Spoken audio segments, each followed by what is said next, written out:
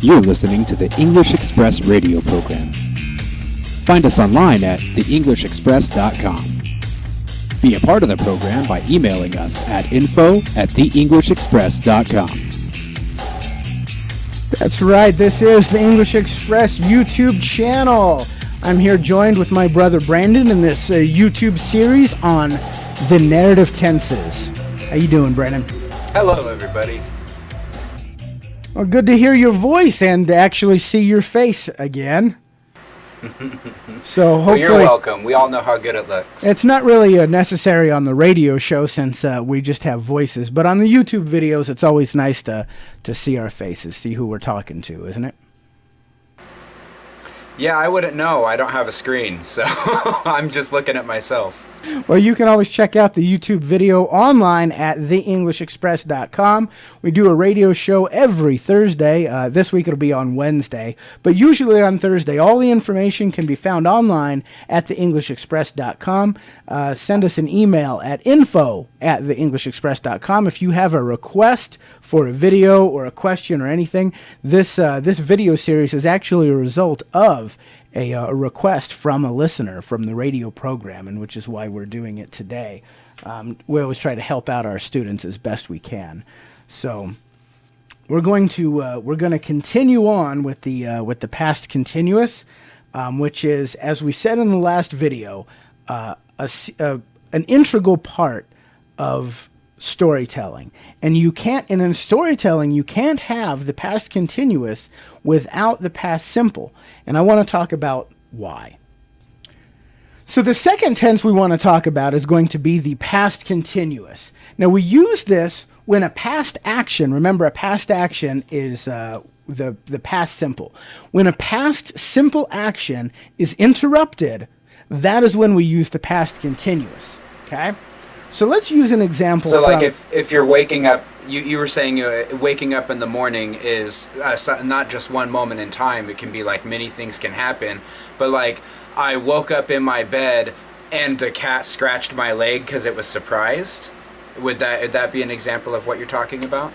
And the example that I use is similar to that. I used getting dressed. How long does it take you to get dressed in the morning, Brennan? Probably about 45 seconds, somewhere around there. 45 seconds. So there is time there for you to be interrupted, correct? Absolutely, yeah. Okay, so let's say in a chronological story with just past simple, I could say I woke up, I got dressed, I ate breakfast. Easy and simple, right? Mm-hmm. Now let's just say that in the middle of getting dressed, the phone rings. That phone call is interrupting my action of getting dressed. So I would say, right. I was getting dressed when my wife called or when the phone rang. You would be using the continuous form. I was getting dressed. I was waking up. The action that is being interrupted, we use the past continuous because it was the longer action. It's the thing that is getting interrupted, okay? And that uses the past continuous, and the interruption, the thing that is doing the interrupting, that takes the past simple. So in Brandon's example, I was waking up when the cat scratched my leg. Or my example, I was getting past, this is the past, dressed, and the continuous. I was getting dressed when my wife called. Okay, that takes the past simple. So you've got, as you can see here, we've got the start and the finish of that action, and this phone call interrupts it. Okay, something was happening when something else interrupted.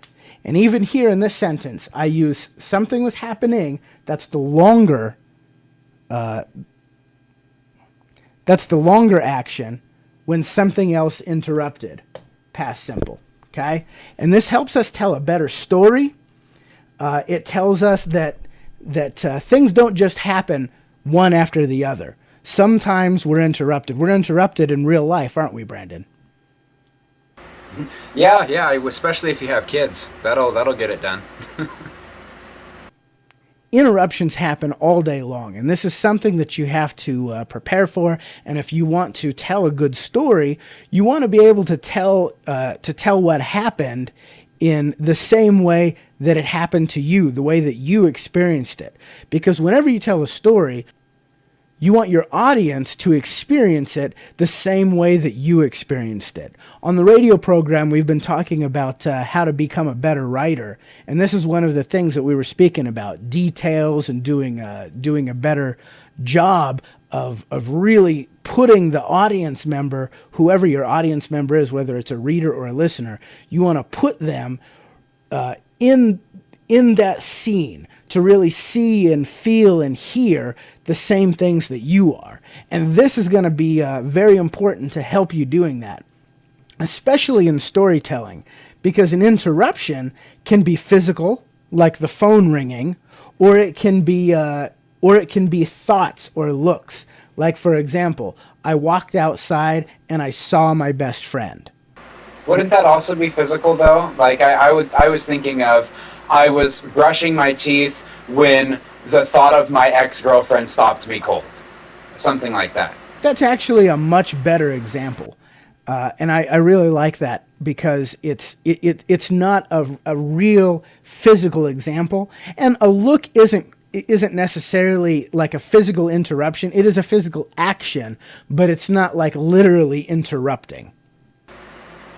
So if I'm... Yeah, but by that same token, a phone ring isn't literally interrupting. I mean, literally interrupting would be like, I was riding my scooter on the sidewalk when a piano fell on my head. Okay. I told St. Peter. That is quite true.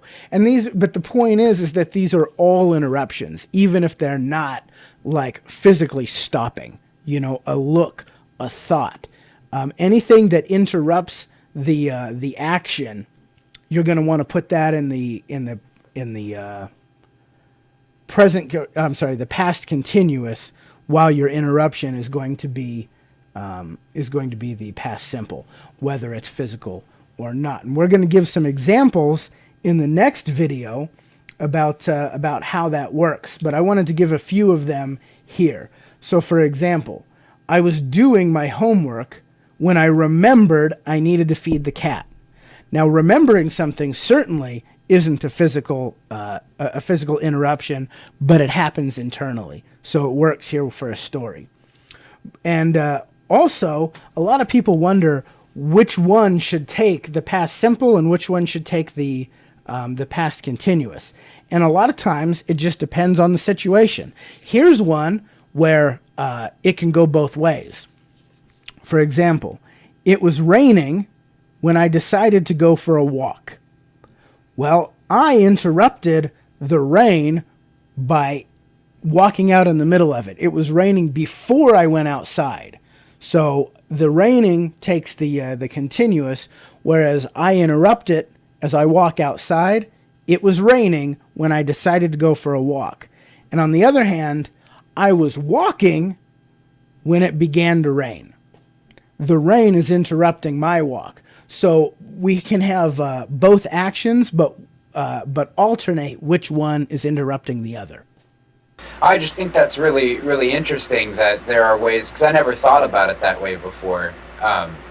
It always just seemed natural that they would be able to switch with each other. I didn't realize that might be something that would be confusing, and I never thought about it before.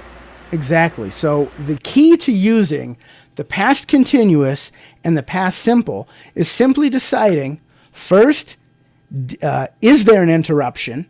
If not, use the past simple.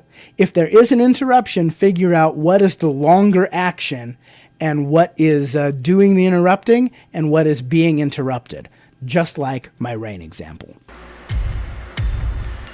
So that is our video on the past continuous. Hopefully you will be able to understand when and where to use it in your sentences properly. Our next video in the series will be past perfect, which is probably the most complicated. So we'll try to make it as easy as possible for you to understand. Please join us for our next... Please. Thank you. Yeah, well, please join us for our next video here on the English Express Radio YouTube channel. Gotta love that radio YouTube channel.